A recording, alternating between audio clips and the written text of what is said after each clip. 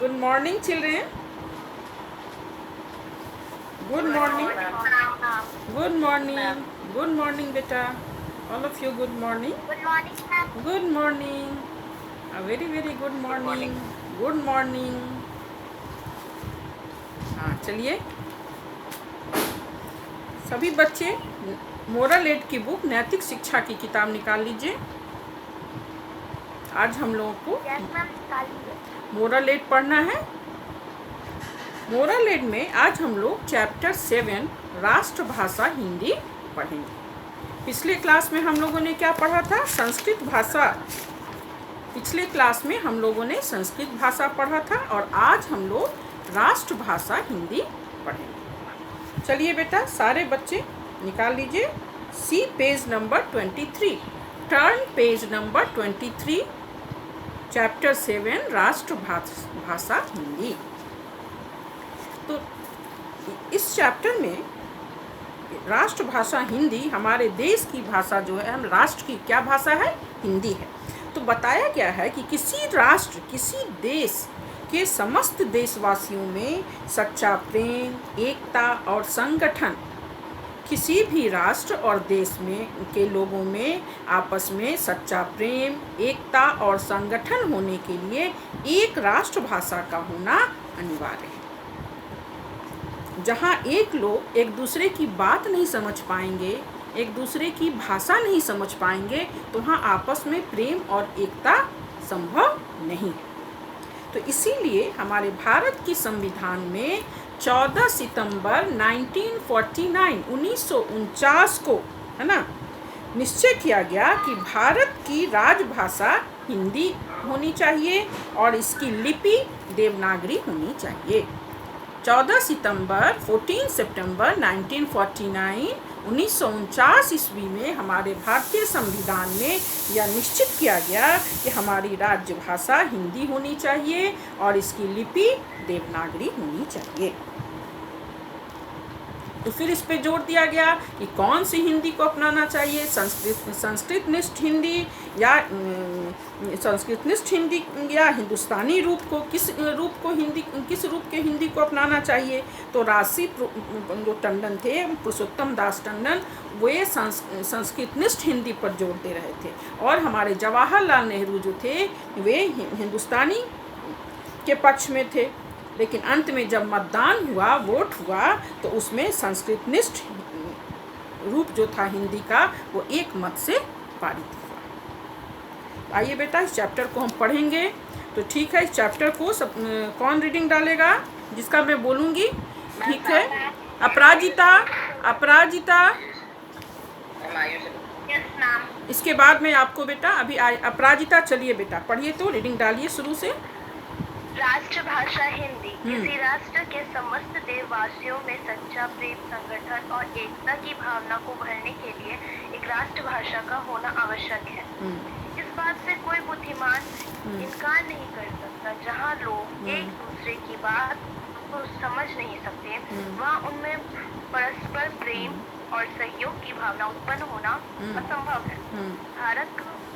भारत की वर्तमान अवस्था को ध्यान में रखते हुए हमारी राष्ट्रभाषा कौन सी हो जिसे हम पूर्णतया अपनावे और जिसका प्रसार समस्त राष्ट्रवासियों को एक सूत्र में पिरोने के लिए करें।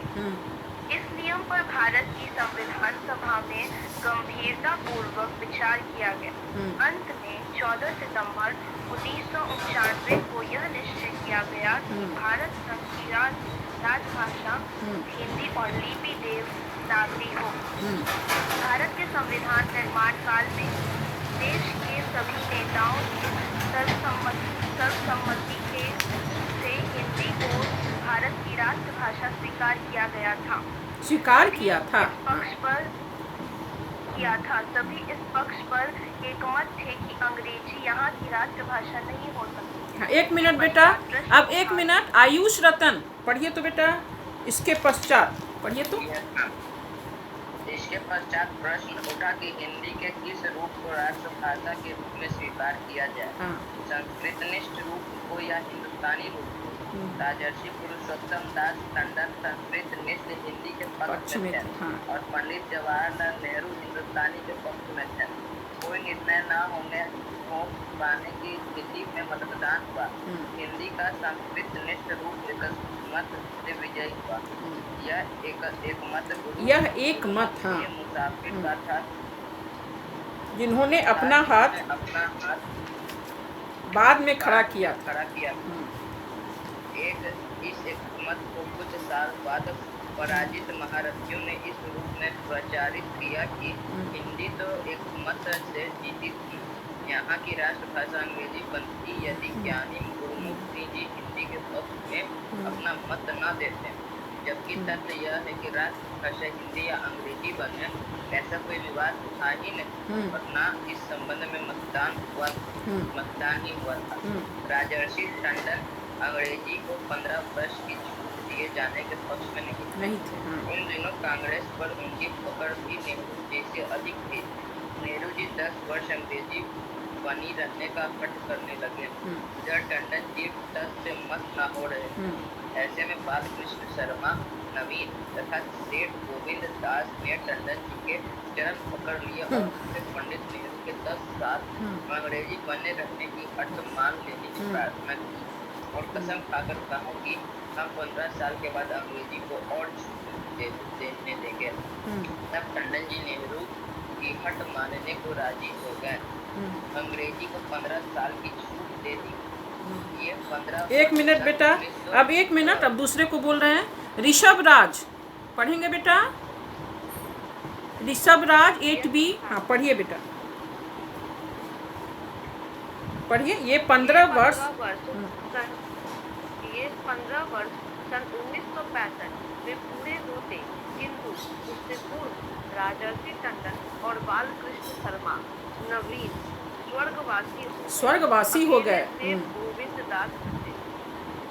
नेहरू जी ने सन 1960 में सन 65 के बाद अंग्रेजी बने रहने का विधेयक लोकसभा में पास कराया और समस्त कांग्रेसी सदस्यों को इसके पक्ष में मतदान करने का सचेतक भी जारी कराया।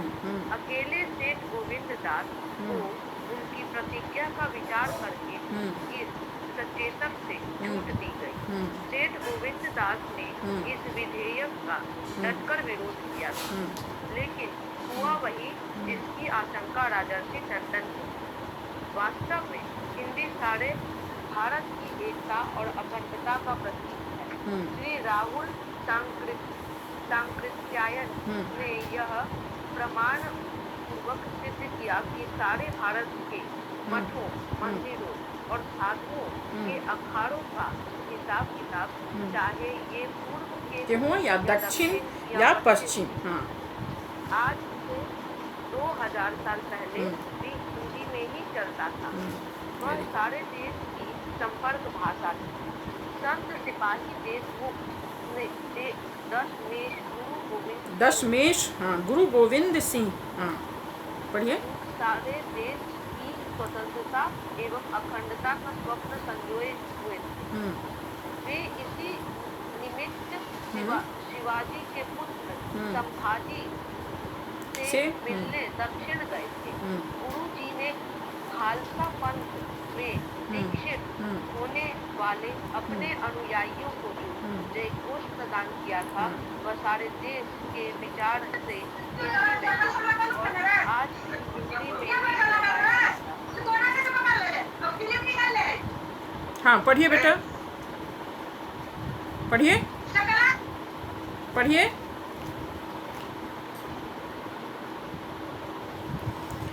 चलिए श्रुति मिश्रा पढ़िएगा। श्रुति मिश्रा पढ़िए बेटा। वाहे गुरु का खालसा पढ़िए। वाहे गुरु, हाँ, गुरु जी का ग्रंथ भी जफरनामा छोड़कर है। महर्षि दयानंद राजी होते हुए को अपनाया और अपने ग्रंथ हिंदी में लिखे। उन्होंने हिंदी को आर्य भाषा के नाम से पुकारा और अपने फैसलों को पढ़ने की सलाह दी। उसके पश्चात आर्य समाज हिंदी के प्रचार के लिए अथक कार्य किया। इनमें समाचार पत्र और पत्रिकाएं दक्षिण भारत, हिंदी और मॉडी अफ्रीका इत्यादि देश आर्य समाज के प्रचारकों ने हिंदी प्रचार में बड़ा काम किया। साहित्य के निर्माण में आर्य विद्वानों का बहुत ही प्रशंसनीय भाग रहा है। इसमें से बहुतों को अखिल भारतीय हिंदी साहित्य सम्मेलन प्रयास में मंगला प्रसाद पारितोषिक एवं प्रादेशिक सरकारों से पुरस्कार प्राप्त तथ्य भी नहीं भुलाया जा सकता कि महर्षि दयानंद से हिंदी में बोलने तथा लिखने का अनुरोध बंगाल राजधानी कलकत्ता में ब्राह्मण समाज के नेता केशव चंद्र सेन ने किया था। उन दिनों बंगाल में हिंदी के लिए आंदोलन चल रहा था। वहाँ से देवनागरी नाम का जो पत्रकारिता था, वह हिंदी देवनागरी का भी प्रचार करता था। बंगाल के लिए देवनागरी लिपि चाहते थे। स्वामी दयानंद उस समय तक संस्कृत में बोलते थे।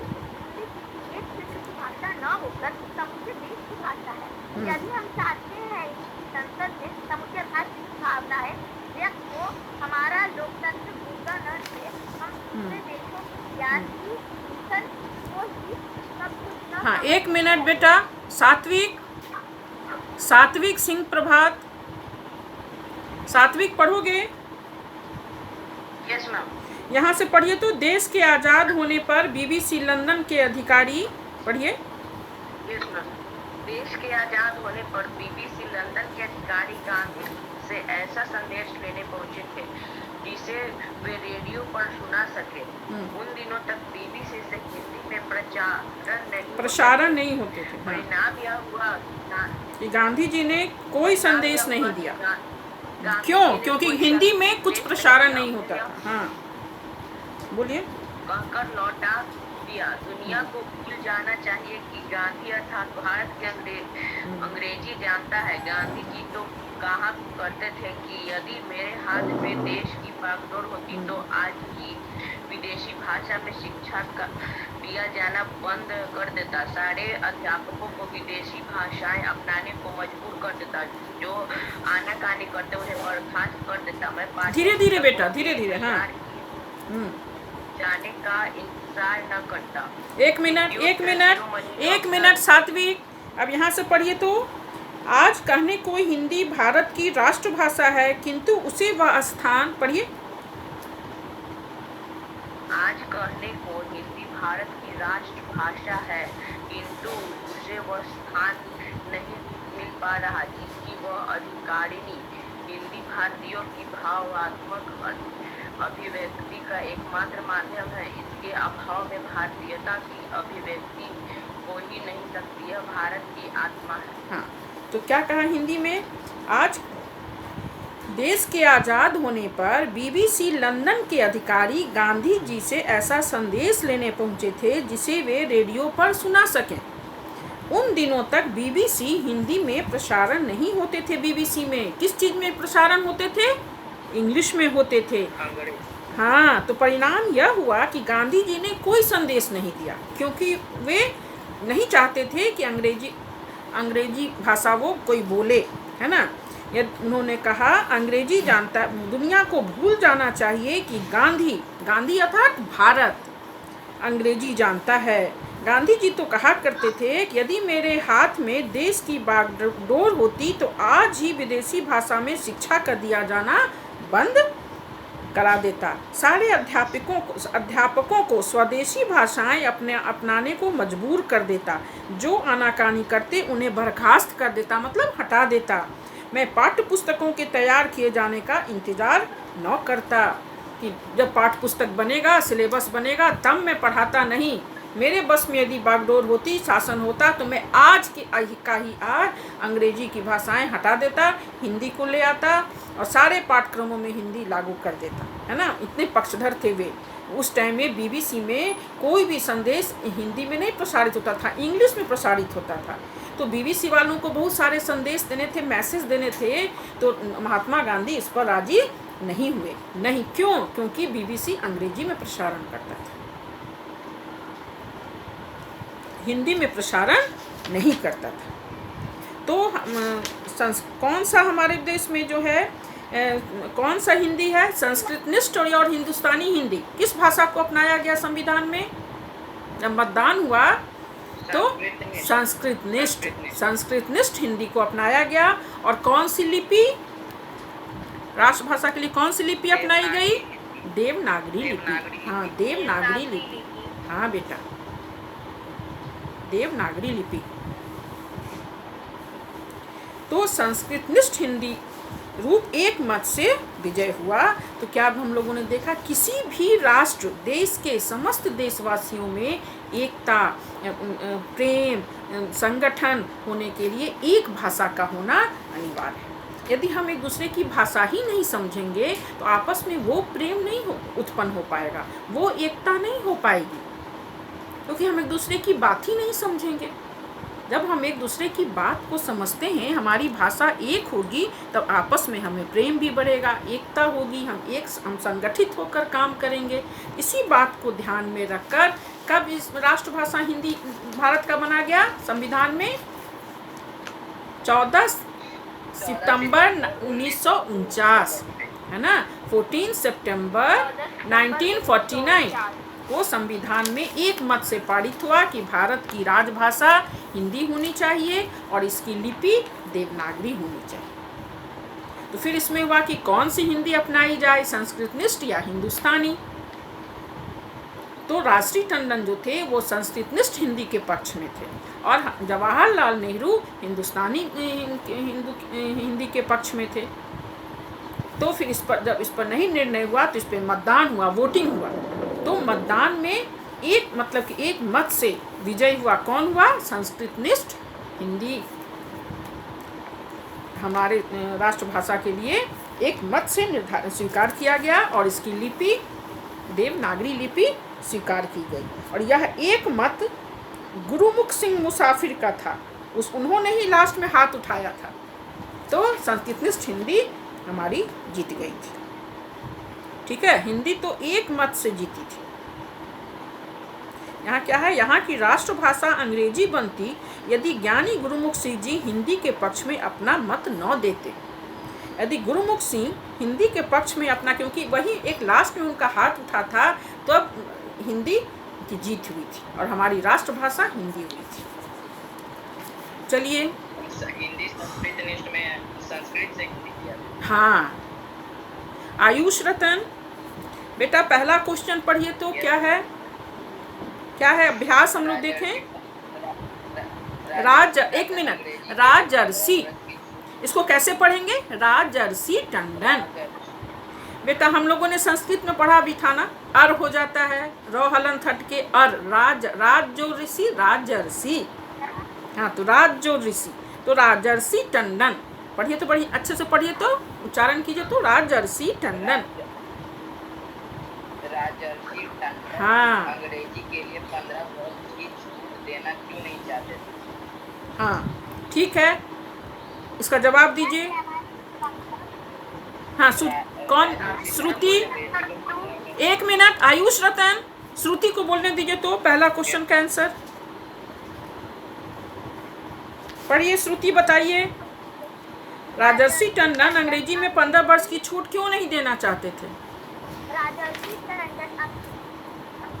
हाँ बोलिए। राजर्षि टंडन अंग्रेजी को 15 वर्ष के जाने के पक्ष में नहीं थे। हाँ, क्यों?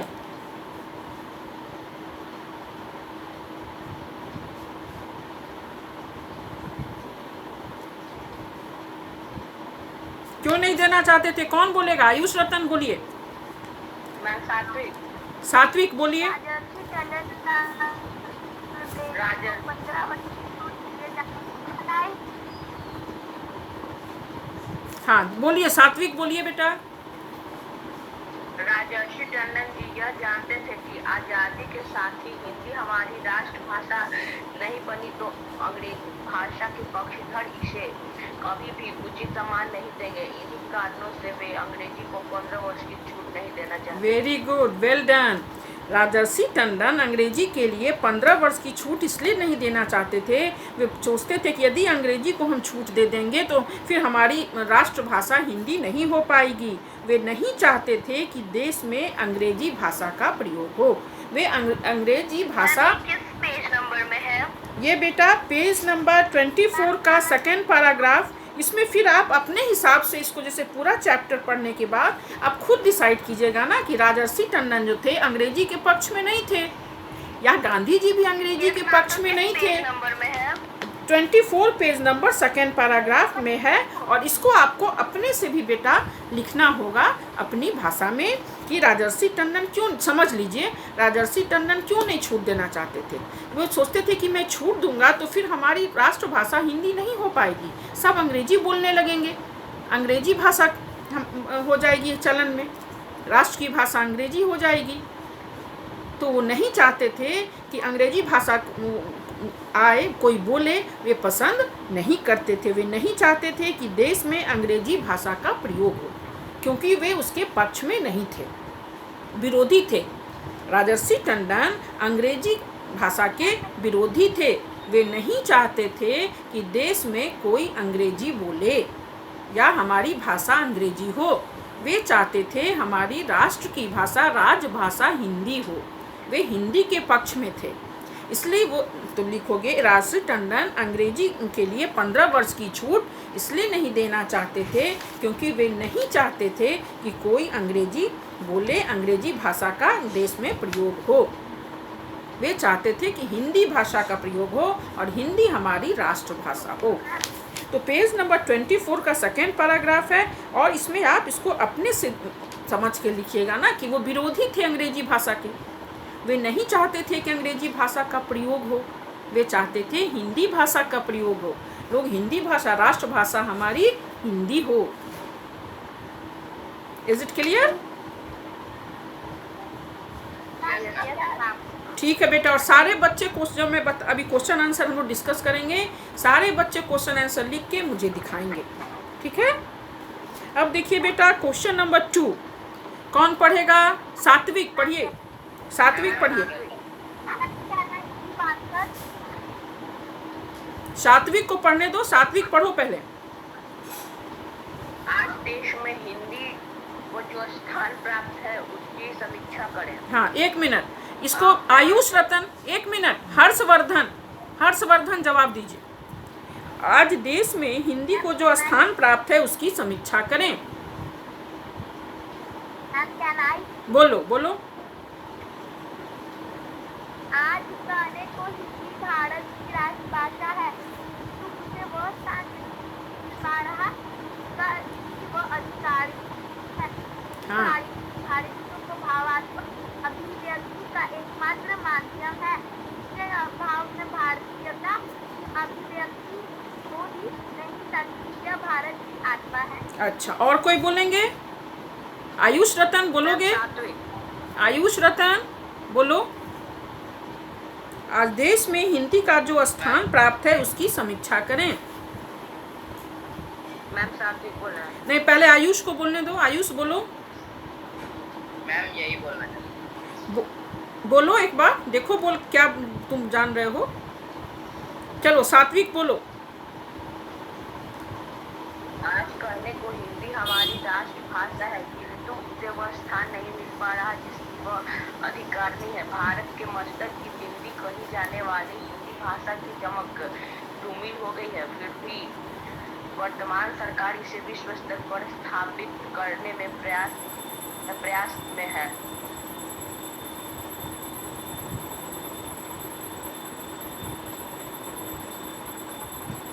अच्छा, ये जैसे देखो बेटा क्वेश्चन नंबर 2, आज देश में हिंदी का जो स्थान प्राप्त है उसकी समीक्षा करें। तो पेज नंबर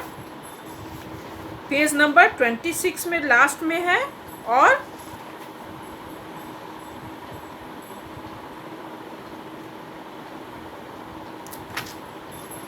चल आज देश में सही में बोलो, जो हिंदी का क्या जो स्थान होना चाहिए, हमारे आज कहने को हिंदी हमारी राष्ट्रभाषा हिंदी है, ये बात सही है, ये हमारी राष्ट्रभाषा हिंदी है, लेकिन जो स्थान उसे, जो सम्मान उसे मिलना चाहिए, वो स्थान उसे अभी जिसकी वह अधिकारिणी है, वह स्थान उसे नहीं मिल पा रहा है ना? नहीं मिल रहा है, क्योंकि बहुत आदमी अंग्रेजी पे अभी भी बहुत जोर दे रहे हैं, लेकिन हमारी राष्ट्रभाषा हिंदी है, लेकिन जो स्थान इसको मिलना चाहिए, वो जिसकी ये अधिकारिणी है, वो अभी इसको नहीं मिल रहा है। लेकिन फिर भी हिंदी हमारा जो है भारतीयों की भावात्मक अभिव्यक्ति का एकमात्र माध्यम है, नहीं मिल पा रही है। फिर भी हिंदी जो है हमारी भारतीय नागरिकों की, लोगों की भावात्मक अभिव्यक्ति का एकमात्र माध्यम है। हिंदी ही ऐसी भाषा है जो हम सब लोग ये भाषा को जानते हैं, समझते हैं और बोल पाते हैं। तो हमारी भावात्मक अभिव्यक्ति का एकमात्र साधन हिंदी है। इसके अभाव में भारतीयता की अभिव्यक्ति हो ही नहीं सकती। हिंदी के अभाव में भारतीयता की अभिव्यक्ति हो ही नहीं सकती। हिंदी भारत की आत्मा है। सही में वो स्थान प्राप्त नहीं है जिसकी ये अधिकारिणी है, लेकिन फिर भी हिंदी ही है जो भारतीयों की भावात्मक अभिव्यक्ति का एकमात्र साधन है। इसके अभाव में भारतीयता की अभिव्यक्ति हो ही नहीं सकती है। यह भारत की आत्मा है। हिंदी भारत की आत्मा है। तो देखो बेटा, क्वेश्चन नंबर 2 का आंसर आप पेज नंबर 26 का लास्ट लाइन और पेज नंबर 27 के अंत तक, यह भारत की आत्मा है। अंडरलाइन कर लीजिए बेटा। पेज नंबर 26 का लास्ट लाइन से लेकर 27 के लास्ट लाइन तक कर लिए। अब देखिए बेटा, क्वेश्चन नंबर 3, गुरु गोविंद सिंह ने हिंदी के लिए क्या किया? गुरु गोविंद सिंह ने हिंदी के लिए, बोलो। कौन बोलोगे? आयुष रतन बोलो। नेहरू जी ने सन 1960 में नेहरू जी ने सन 1960 में सन 65 के बाद अंग्रेजी बने रहने का विधायक लोकसभा के पास कराया, जिसका विरोध सेठ गोविंद दास ने इस विधायक का डटकर विरोध किया। देखो बेटा, तुम थोड़ा हट रहे हो। सात्विक तुम बोलो तो। आज देश में हिंदी का, ये गुरु गोविंद सिंह ने हिंदी के लिए क्या किया?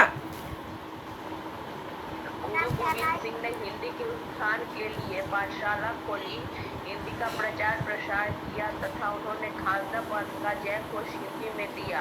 उन्होंने अपना दशम ग्रंथ हिंदी में लिखा। Very good. और कोई बोलेगा? हाँ बोलो। गोविंद सिंह सारे देश की स्वतंत्रता एवं अखंडता का स्वप्न सजाए हुए थे। वे के पुत्र सप्ताही से दिल्ली तक उन्होंने खालसा पंथ दक्षित होने वाले अपने अनुयायी को जय घोष प्रदान किया। वो सारे देश के विचार से इसमें था और आज भी इसमें लगाया जाता है। वाहेगुरु का खालसा और वाहेगुरु। हाँ देखो, इसका है गुरु गोविंद सिंह ने हिंदी के लिए क्या किया। तो देखो बेटा, पेज नंबर 25 का फर्स्ट पैराग्राफ और सेकंड पैराग्राफ का कुछ पोर्शन। तो इसमें यहाँ दे दोगे कि गुरु गोविंद सिंह जी ने है ना हिंदी के लिए बहुत कुछ किया। उन्होंने खालसा पंथ में दीक्षित होने वाले अपने अनुयायियों का जो उन्होंने जय घोष प्रदान किया, वो सारे देश वो हिंदी में था और आज भी हिंदी में ही लगाया जाता है। उन्होंने अपने खालसा पंथ में दीक्षित होने वाले अनुयायियों की जो जय घोष प्रदान किया गया वह हिंदी में था और आज भी हिंदी में ही लगाया जाता है। वाहे गुरु का खालसा, वाहे गुरु की फतह। गुरु जी का दशम ग्रंथ हिंदी, सिर्फ जफर नाम छोड़कर हिंदी में ही है ना। उन्होंने बहुत सी पाठशालाएं खोली हिंदी में। उन्होंने हिंदी को आर्य भाषा के नाम से पुकारा और सभी देशवासियों को इसे पढ़ने की सलाह दी। उसके पश्चात आर्य समाज ने हिंदी के प्रचार के लिए कार्य किया। पहले गुरु गोविंद सिंह जी ने इसके प्रचार प्रसार के लिए बहुत काम किया। उन्होंने पाठशालाएं खोली अपने अनुयायियों को जो जयघोष प्रदान किया वह हिंदी में किया, और आज भी वो जयघोष हिंदी में ही लगाया जाता है। वाहे गुरु का खालसा, वाहे गुरु की फतह। और उनका जो 10वां ग्रंथ है जफरनाम छोड़कर हिंदी में ही है। उन्होंने पाठशालाएं खोली, लोगों को इसमें पढ़ने के लिए जोर दिया। ठीक है, चलिए अब क्वेश्चन नंबर 4, महर्षि दयानंद से हिंदी अपनाने का आग्रह किसने किया?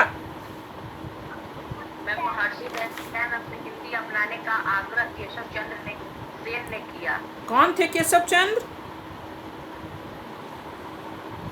उन्होंने महर्षि दयानंद से हिंदी अपनाने का आग्रह किया। हाँ, हिंदी अपनाने का आग्रह दयानंद को ब्रह्म समाज के नेता केशव चंद्र सेन ने किया था। केशव चंद्र सेन कौन थे? ब्रह्म समाज के नेता थे। ब्रह्म समाज के नेता। हाँ, महर्षि दयानंद से हिंदी को अपनाने का आग्रह ब्रह्म समाज के नेता केशव चंद्र जी ने किया था। अब क्वेश्चन नंबर 5, महात्मा गांधी ने BBC को भारत के आज़ाद होने पर अपना संदेश प्रसारित करने क्यों नहीं दिया? बोलिए। देखिए बेटा, पेज नंबर 26 का 2nd पैराग्राफ। अब बोलिए। बोलो। 1947 में BBC से हिंदी में कार्यक्रम प्रचारित नहीं होता था, इसलिए देश के आज़ादी के बाद जब उनसे भारत को संदेश देने के लिए साक्षात्कार किया। देखो बेटा, इतना लंबा, देखो 1 मिनट, इतना लंबा बोलने का जरूरत नहीं है। महात्मा गांधी ने BBC को भारत के आज़ाद होने पर अपना संदेश प्रसारित करने के लिए इसलिए नहीं दिया क्योंकि वो नहीं चाहते थे कि अंग्रेजी में कोई प्रसारण हो।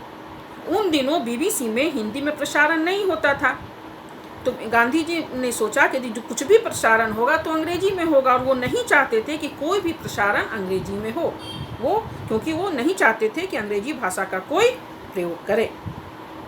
मैम, विच पेज नंबर? पेज नंबर 26 का 2nd पैराग्राफ।